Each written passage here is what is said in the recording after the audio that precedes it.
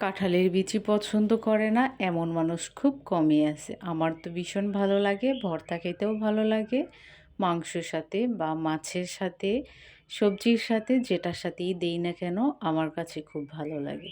Hello everyone, আসসালামু আলাইকুম। কেমন আছেন সবাই? নিয়ে আসলাম ছোট একটা ব্লগ নিয়ে। দূরে এবং কাছের যারা দেখবেন, দেখার শুরুতে একটা করে লাইক দিয়ে দিবেন, সাপোর্ট করে সাথে থাকবেন নতুন নতুন ভিডিও অথবা রেসিপি পেতে। তো এটা ছিল আগের ভিডিও, যদিও দেরিতে আপলোড দিচ্ছি। তো সেদিন শুধু ভর্তাই করেছিলাম, আর সাথে কি করেছিলাম সেটা আর আমার মনে নেই। তো এই যে কাঁঠালের বিচিগুলো সিদ্ধ করে নেওয়ার পর তারপর সুন্দর করে সুলে নিয়েছি।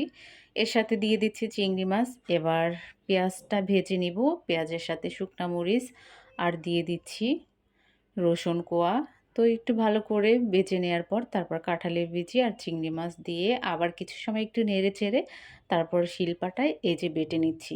এটা চাইলে ব্লেন্ডারেও করা যায়, কিন্তু শিলপাটায় বেটে নিলে এটার স্বাদ যেন দ্বিগুণ বেড়ে যায়। সেজন্য ভর্তাটা আমি সবসময় ট্রাই করি শিলপাটায় বেটে নেয়ার। যেহেতু পরিমাণে কম সেজন্য পাটায় আর কি বেটে নিচ্ছি। আর খেতে মাশাল্লাহ এত লোভনীয় হইছে, এত মজা হইছে যেটা বলে বোঝাতে পারবো না। তো এখানে অল্প পরিমাণ সরিষার তেল দিয়ে আমি সুন্দর করে মেখে নিচ্ছি। আর সেদিন আমার হাতে আর কি ওই যে দরজার সিটকানির সাথে লেগে তারপর হাতটা কেটে গিয়েছিল। তারপরের ভিডিও এটা। তো ভর্তাটা করে নেওয়ার পর এই যে ভিডিওর অংশটা এটা ছিল বিকেলের।